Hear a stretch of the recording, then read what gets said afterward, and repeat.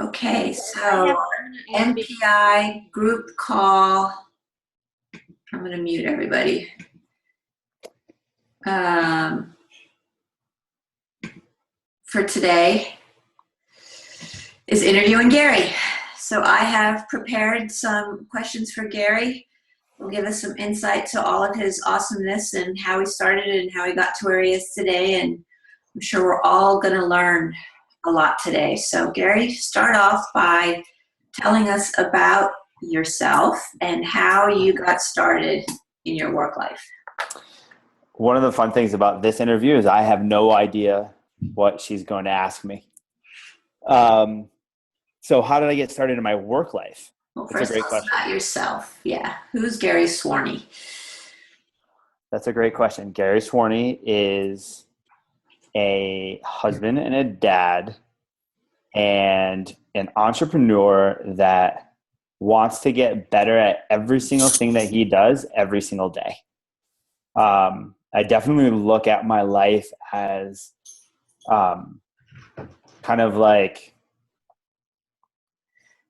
not so much of a playground as like a machine where I want to make sure that what I do, that if I tell someone else to do, that it is something that I am practicing, right? So if I tell that individual to, because I find it's very easy in my line of work to be able to talk to people without being in the muck of it. But if I haven't been in the muck of it, it's hard for me to actually give good advice to individuals. So I guess Gary Swarney is a guy who likes to get down and dirty in life and in business and has a lot of fun with it and wants to be really excellent at everything. Awesome. Well, talk to us then about how you've gotten down and dirty in business. We won't worry about the life part just yet, but in business and gotten to where you are right now. What's the progression? So it's a long story, and I'll go through it really quickly. When it's funny because I haven't told this story to a lot of people, and this is being recorded, so a lot of people are going to be listening to it. So it's very vulnerable. When I grew up in a household where I wanted to be in the mafia, and I wanted to be the guys who owned, because the guys that were close to our family that were in that kind of industry owned everything and I called them big dogs. And I always wanted to be the big dog. And so when I was in high school, I started working for one of my cousins, and we would run numbers with gambling. And I can't believe I'm telling you all of this on a fucking MPA call. And let's hope no one listens. And we would, we were really good at it because we were really great salesmen. And we thought we were on top of the world. And so I go to college, and I think college isn't for me. So I drop out my first semester. I got a 0.75 GPA, and they put me on academic probation. And my father at the time, who wasn't really much of a father at all, said, if you're not going to work, if you're not going to go to school, then you're going to work. And I said, fine, whatever, screw you, I could totally work. So he put me to work he was a contractor, and put me to work with roofers. And it was really cold out because it was after the first semester. So now we're talking January. And all I remember is lugging shingles up to the roof of these huge houses and putting shingles on roofs of these houses and getting like cut up in my legs and my hands being numb and me not being able to hold on to things because we'd have to rip the shingles off the houses, and it would be so hard. And then that led into the summer where my legs would stick to the building because of all the asphalt, and I wouldn't be able to, move because my jeans would stick literally to the asphalt of the building. And I remember thinking that wasn't for me and that I didn't want to do that. So I worked really hard in community college and got Dean's List and got accepted into a business school in New York City called Berkeley College. And my dream was to play football in college. So I also applied to Florida State at the time because then I had good grades at the community college and I got accepted. So I could have either gone to Florida State and been a walk-on football player, and you've all met me, so I'm not a very big guy. So that would probably not have been a very smart idea. Or I could go to New York City in Manhattan and learn business. And so I chose that, and all in the same time, really thinking that I still wanted to be a gangster.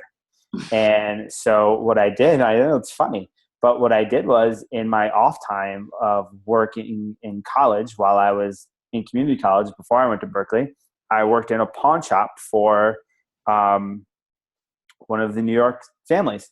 And I walked around with a Glock on my hip and dealt with, the people who come in and just are trying to pawn off things for money. And it was an incredible business experience because nobody knew more about handling money and what to do with the money than I did.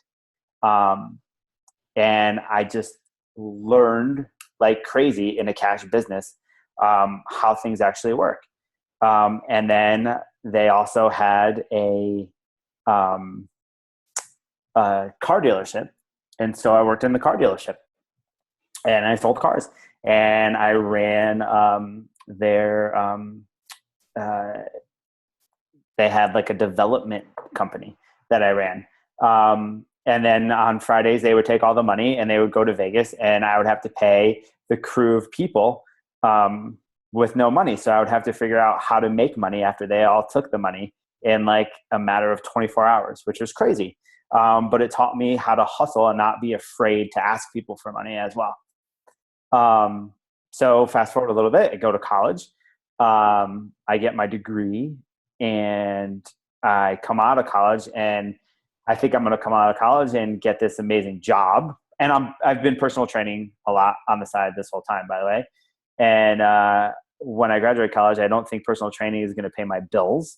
So I get a sales position in Bridgeport, Connecticut, selling granite to, construction companies. And I get a phone call about 3 months into that job from one of the families saying, we just started a garbage company. We want you to come work for the garbage company. So I said, absolutely, because this is what I want to do. I want to work with the big dogs. So I did that. And I grew that garbage company from zero to, I think we were making over $1 million a year, well over $1 million a year when I left. But again, they would take the money and leave. And that's around the time where I met my wife.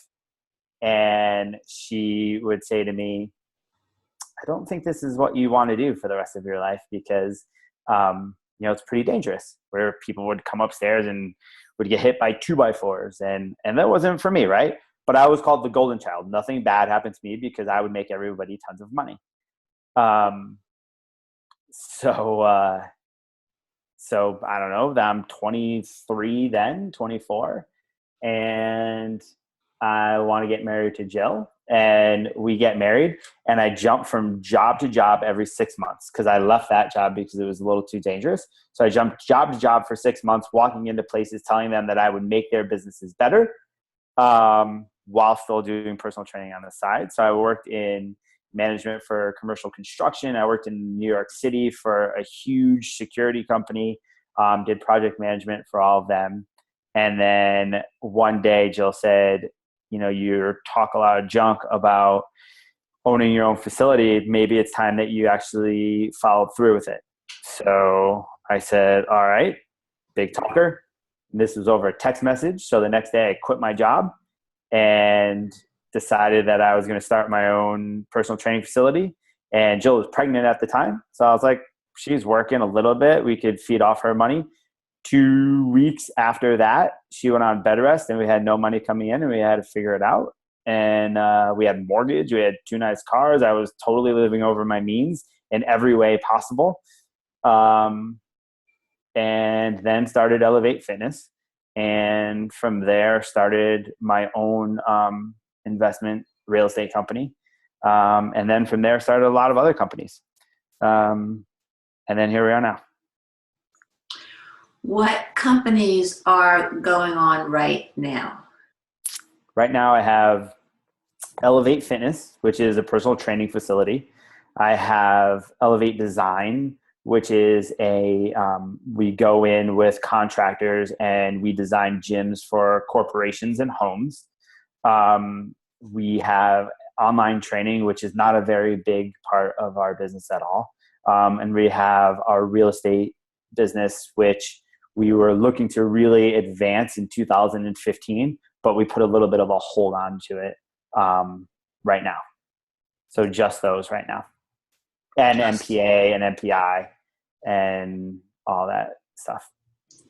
Just those. And you're married. And how many kids? I have 2. Christina will be 9 in May, and Jackson turned 5 in October.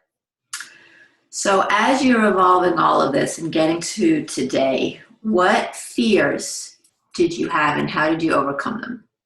Fears. I think I had every fear possible, but one fear that was always there was that I was never good enough and never worthy enough to be, 1, make any money, 2, be loved by my wife, 3, be loved by God or whomever I thought was God at the time. And I didn't think that I was worthy enough for any of that. So that every day played in the back of my head. One thing that I never cared about was taking risk, and never cared about messing up, because I felt like I messed up so many times, and I was okay after I messed up all of those times, that it was okay that I knew that I would land on my feet. Even if there was a day where I lost everything, which there was, I ended up being okay, ended up finding a way back. So getting over the fear of self-worth, how did I get over that fear? Through a lot of mindset practicing, talking to people like Camelia and Brian and all you guys, and actually kind of just sitting down and reflecting also of what I've done and what I can do and what I've done to help other people has been a huge part of the growth process of self-worth for me, and actually accepting that I am worth things. You mentioned mindset practicing. What mindset practices do you consistently do? Today or in the past? Today. Today. So I do what's called a debriefing at the end of my day. And that is the good things that I did. I just quickly write down 3 good things that I did that were improved my life that day. And they could be from reading to Christina to the other day I was doing 100 pull-ups, right? It could be any of those things. And then I list 3 things that I could have improved on, or that I kind of slacked a little bit on that day. I was supposed to call 20 people. I only called 15 people. Why didn't I call the extra 5 people? And then the other 3 are what I'll do tomorrow to be better tomorrow than I was today. That's one of the main mindset practices that I do. Meditation is a huge thing. I'm not super consistent with it, but when I am consistent with it, it's really good. But just knowing that I can somehow be better tomorrow is a big deal to me. Awesome. So lots going on in your life. Tell us what your typical day looks like now. Right now. So I'll tell you today so far. I woke up at 5 o'clock this morning. I have 2 dogs. They're old, so one's really sick. So he cries a lot during the night, so we really don't get a lot of sleep. So I woke up to him crying. I went downstairs, made Jill coffee. As I was downstairs, about 5:15, Jackson strolled downstairs and was super excited to see me because he usually doesn't see me in the morning time. And he wanted brownies. So we made brownies last night, and I gave him some brownies, and we hung out for a little bit. And I walked back upstairs to get dressed, came to work. I was at work by 6 something, and did a bunch of emails that I had to get done for today. I wrote a newsletter for Elevate Fitness that has to go out today. And then I had, and so that took about an hour. So we figure if I look at my schedule, I'll just look at my schedule real quick. I don't mean to be rude. So we're talking about 8:00 now, 8:30-ish. And one of my trainers was going to work out, and I knew that I needed to get a workout in. And I had a personal training client at 10. And I was going to work out after this call, but I was like, fuck it, let me just fit it in. So I knew that I had a block of time. So I kind of persuaded him, or forced him, I guess, to work out with me from that time to 10:00. And then I trained someone at 10:00. And then I had a phone call with Stacy at 11:00. And I have this phone call at 11:30 to 12.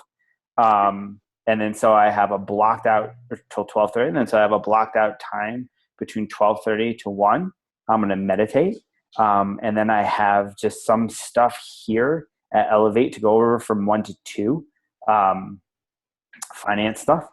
And then I have a client from 2 to 3. A lot of people are on vacation, and our babysitter is not here this week.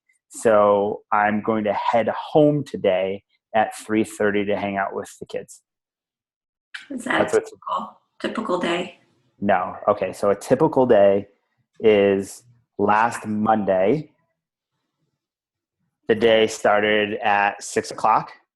I worked out, came to the gym. I had clients at 8:00, 9:00, 10:00, noon, 2, and 3. I had an MPA call with Camellia at 1. And then in between those times, I met with my admin here at the gym to go over different promotions that we're doing here at Elevate Fitness. So that brings us to 4 p.m. At 4 p.m. to 5 p.m., we bought a Peloton spin bike here at the gym, and I love it. So I did that from that time. And from 5 to 6, I did some cleanup stuff here at the gym that had to get done, like different emails and stuff, contacting other potential leads. And then from 6:15 to 7:15, I had a client. And then so I was home by 8:00. At 8:00, I had dinner. And so that was from like 8 to 9. Jill took the dogs for a walk at 8:30. At 9 p.m., I debriefed, and then I went to bed at 10. And that's a typical day. What, Gary, do you do for fun? I work for fun. I really love what I do for work. And I really love, I don't know, playing baseball with my kids. I really love to read. I really love working. I really love it sounds so silly, but I really love getting better every day and doing the things that make me better every day. Right? Like that's fun for me. Like this call is fun for me. This is a fun thing in my day. That's awesome. I am going to call you Gangsta Gary from now on, though. Okay, so talk to us about what do you feel have been the most important successes in your life? Personally or professionally? Both. Okay, so the most important, can you repeat the question? What do you feel have been the most important successes in your life? So one of the most important successes in my life is being a good husband. I have had jealousy issues growing up, and trust issues a ton. And I have definitely evolved into the kind of husband that I want to be. And I think overall that is one of the absolute most significant successes in my life. The other one would be making sure as best I can to be a good teacher to my kids. I think being a good dad is really important, but I think being a good teacher and leading by example is a little bit more important. Maybe that is being a good dad.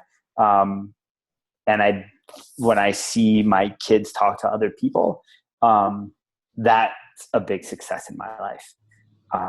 Those are two really big ones. Those are two really big ones. Frustrations. When people don't listen is it's a frustrating part for me. When I know I'm not listening is a frustrating part for me. When I know something works and I don't do it or the other individual doesn't do it is frustrating. When I take things too personal is frustrating. When I experience the bound nature and not observe it is frustrating for me. Yeah. Okay. What? This is a big phone call for me, everybody. Good. You're doing really good. What advice would you have given yourself 5 years ago? Or 3 years ago? Within that range. I would have definitely told myself to calm down. Calm down, what do you mean? Calm down. Like, I used to be super uptight where I would get so angry with myself if things were not perfect. I'm not so much that anymore. I'm still, kind of like that a little bit, but not so much. I would also tell myself that you are worth it, that you're worthy of things, and to enjoy life, and that this is not a dress rehearsal. You have to enjoy the journey. As I say, it sounds corny in my head, is that life is a journey, not a destination, but it holds very true. And that's why work is fun to me. That's why things like that are fun, because I have plenty of intentions and goals, but there's no like end game. There's always, once I hit it, there's something else. And I would definitely tell myself that listen more, shut your mouth a little bit more, and really, really, really listen to Jill more at that time in my life. And it's okay if you're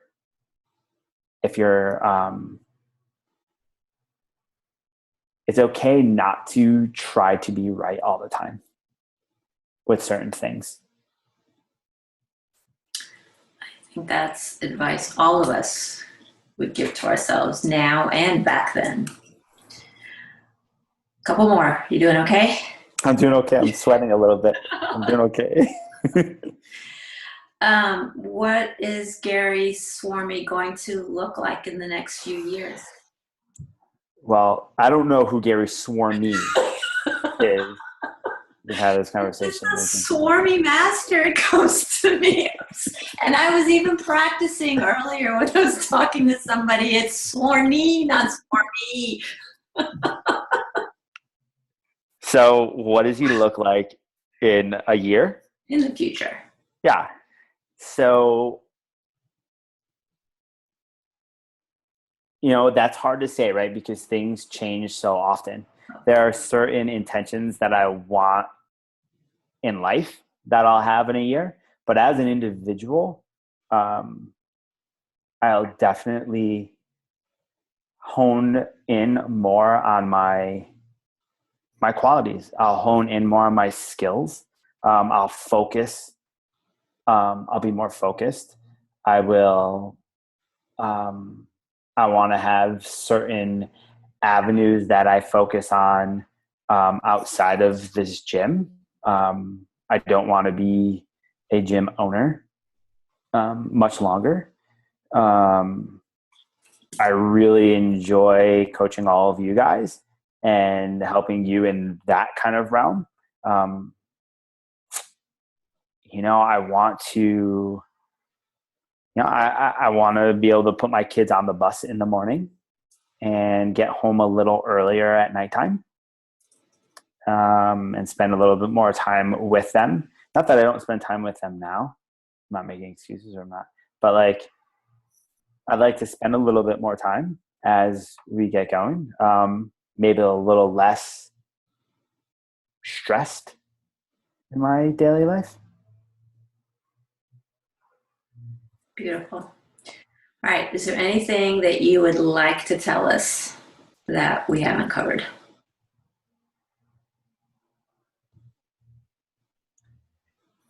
One thing that I found in the past year is that has changed my world is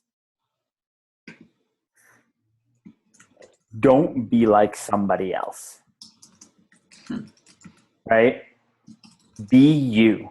If you like to wear polo shirts, wear polo shirts. If you like to wear tank tops all day, do that. But because someone acts and looks a certain way and has something that you want, you don't have to act and look that way in order to be that person that you want to be. To be very specific with things, there are other people that I've wanted to emulate. And I think that it's okay to see qualities in individuals and take those qualities out and use them for yourself. But for me,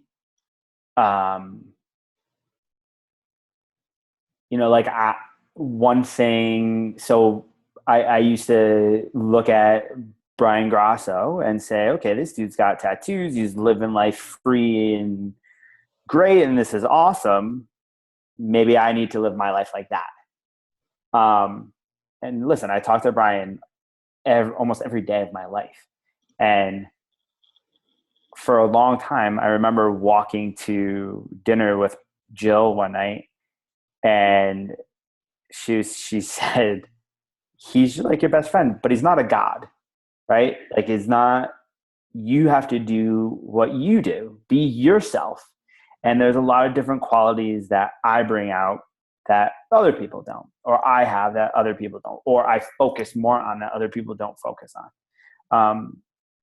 And I think that has been a game changer in my life, in every aspect of my life, is not to be like the person that I thought was the successful individual. Because one, we don't know how that person became successful. I have a friend who's an attorney, and we were talking a few years ago, and someone bought a house near us, and it was like a couple $1 million. And I was like, how the fuck does that guy, can he afford that? Like, what kind of job does he have where he can afford that? And he's like, Gary, one thing that you have to remember is, like, you don't know. Like, maybe someone gave him $4 million. Maybe his parents were loaded. Maybe, like, who knows? But who cares? Like, right? Like, you do you, and that's all. And it took a really long time for me to get that in my brain. But when I did, it made a dramatic difference in how I live my life. Because, right, I wanted to be a gangster, right? And it sounds silly to all you guys on the phone, but, like, I really did. I really, really did. And I thought that was the path. And then like I'm anything but that, right? But I don't know. You have to kind of figure out who you are and do you, and not screw around with like all of the bright shiny squirrels out there who are doing different things, saying that you have to do this in order to achieve this, because you don't. There are so many different ways that you can achieve what you want to achieve. You don't have to do it that specific way. That's good. True growth comes when you're true to yourself. Yeah. That's awesome, Gary. Thank you very much. We are now going to open it up to questions from you guys. So if you have a question, just raise your hand and Gary will unmute you. Come on, this is your chance to know anything and everything there is to know about Gary Swarmy. I like Swarmy better. It just rolls off better.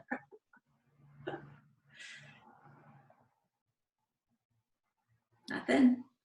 And I'll answer anything if you want to know anything. You could ask me any personal question, anything you want. How do you do in a row? You did 100 the other day. How many can you do in a row? I think I've done 15 wide ones in a row. Yesterday I did sets of 10 narrow grip, 10 sets of 10. Nice. I have a question. Go ahead. What is the one mindset practice that's going forward you can't live without? That's a great question, right? Because I look at practice maybe differently than some people look at practice. One of the things that I can't live without, meaning like I can't look at myself in the mirror if I don't do this, is knowing that day I wasn't better than the day before. So the mindset practice of continuous growth in my mind is something that it's just a really big deal in my life. It's just a really, really big deal. We talk, my family, my kids and Jill and I, we talk about excellence and doing your best. And I feel like it's my mindset practice is after I'm done with something, saying to myself, did I absolutely do my very best? And that's something that I can't live without. It's a good question, Jeff. Anybody else? Okay, Tara? There you go. Okay, so you shared that you had the bound nature thoughts of that you weren't good enough. So what tools did you use to overcome those thoughts, and do you still have them and have to use your tools? Yes, and yes. I do still have bound nature thoughts. And I used specific tools that you guys all have of journaling and all of that stuff. And I didn't like it. And it just didn't really work the way that I wanted it to work. Really, what I use now as a tool is calling someone and talking to that individual, whether it be Camellia or someone. There's also I'll give you a specific example of like a health and fitness bound nature moment that I had last week. And the kind of tool that I used to get through it. I went for a run and it was way colder than I thought it was outside. And it was 8:00 at night. So it was the only time that I could put the kids down and went for a run. And I wanted to do 5 miles that day and it was way colder and I went outside and I wasn't prepared. And, those of us that don't have hair, right? No, seriously though, like you go outside and it's way colder. And and 1 mile into the 5 mile run, I had my iPhone with me. I was listening to music and my earphones in, and I climbed up the first hill. And I was at the first mile, and I had bound nature thoughts like crazy, and so much so, I can't believe I'm going to say this again on a recording, is that like I wanted to cry. Like I felt so bad for myself that I was on this run. Like I wanted to cry. And I was like, I'm going to call Jill right now. These thoughts literally went through my head. I'm going to call Jill right now. And she is going to do one of two things. She's going to say, just turn around and come home because it's way too cold out. And you know, like you just had knee surgery in August. So like, don't even like push things like that. Just come home. Or she's going to be like, you need to keep going. Like you need to drive through this and you need to just like focus and get through it. And only one outcome was going to happen. Either one that she said, I was going to get mad at her. Right. So if she was like, you got to drive through, I'd be like, fucking Jill, like, are you kidding me? Like, this sucks. It's 8:00 at night. Like, don't tell me to drive. You go out and run. Right. And then if she was like, come home, I would have been like, oh my God, like what support do you have for me? Like you're just calling me a big baby. Right. And then so literally the tool I used at that moment in time was literally telling myself that if I didn't go, that I wasn't being better, that I was letting the bound nature kid in me take over. And I would keep on saying to myself for 5 fucking miles, it didn't stop. For 5 miles, that voice was in my head. And I kept just saying, if I feed that kid's voice, it's going to get louder. So I literally like in my head said, thank you, and kept going. Thank you, and kept going. Every single step, every single time, for all of those miles.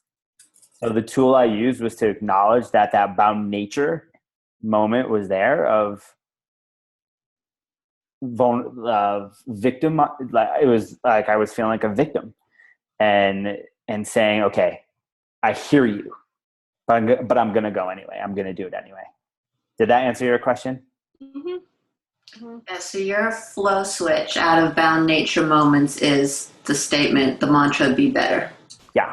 That's what it is. I think that's my mantra through every single thing that I do. Yeah. That's what drives you. Better. That's good.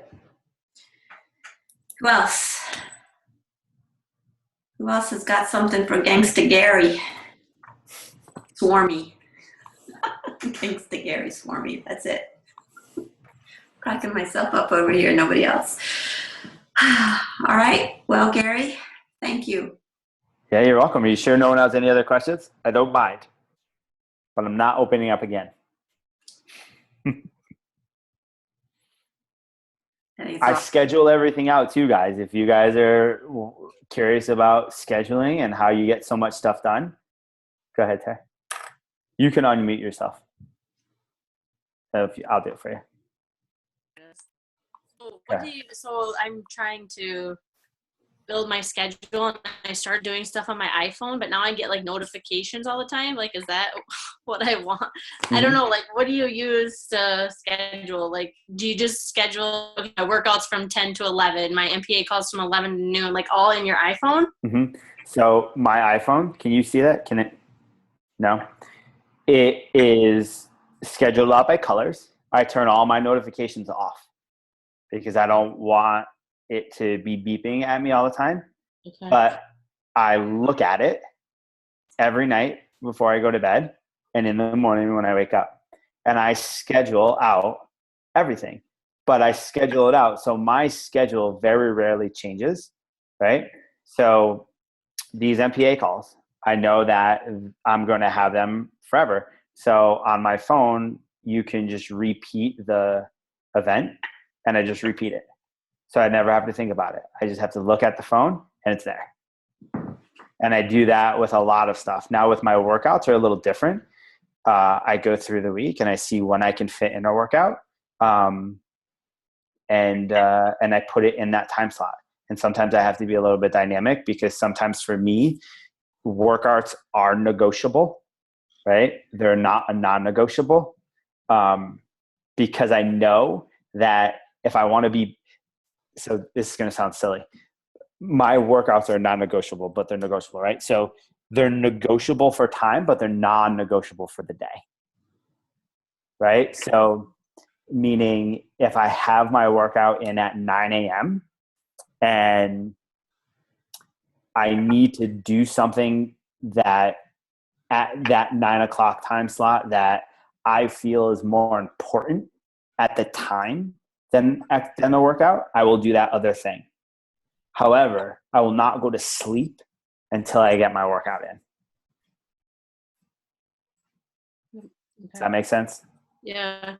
And another question, like, is there a way to do it on the computer and then sync it to your phone, or do you just do everything on your phone? Like, I'm so computer and technology not savvy. Yeah.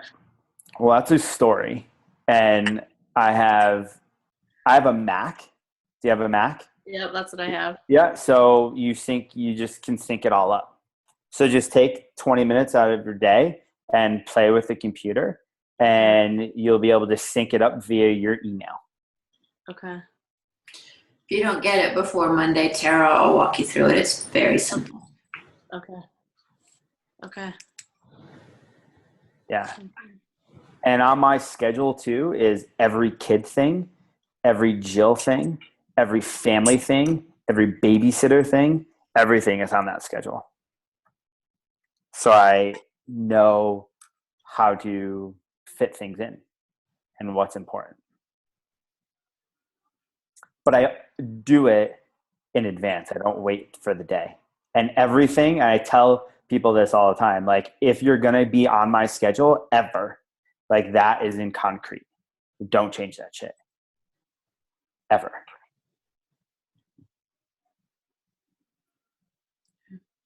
No, seriously, I do. I tell them it's the Bible. I'm no joke. Like if you're going to be in the schedule, it's the Bible. And if you can't change it. I tell them blood or fire. Yeah, I mean, it really is. Like I live and die by that thing. It's super important to me. But I'm dynamic as well. Like I'm not fixed solely on, oh my God, and get super anxious when it comes to things like that. But like, you know, today, like I had a little bit of time, and so I completely negotiated my way into a workout with one of my trainers, and 5 minutes right before my client, you know, we were finished and we trained. But scheduling is super important. Organization is important. Knowing your shit and being clear is important. You know what? That right there. Being clear on what you want is a must. An absolute must. And that can be dynamic, right? Like it can change. But be clear on the individual that you want to be. Okay. That's all I have. Awesome stuff, Gary. Thank you very much. Oh, thank you guys. Oh, thank you. It's great. Next week is an education call, and we are actually going to talk about the six-pack.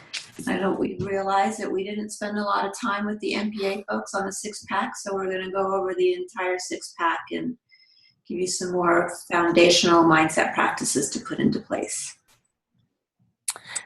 And I'll say this, if you guys, if someone felt uncomfortable not saying anything on the phone today, then feel free to message me and I'll answer your questions in a message. All right. Okay. All right, guys. Stopping the recording.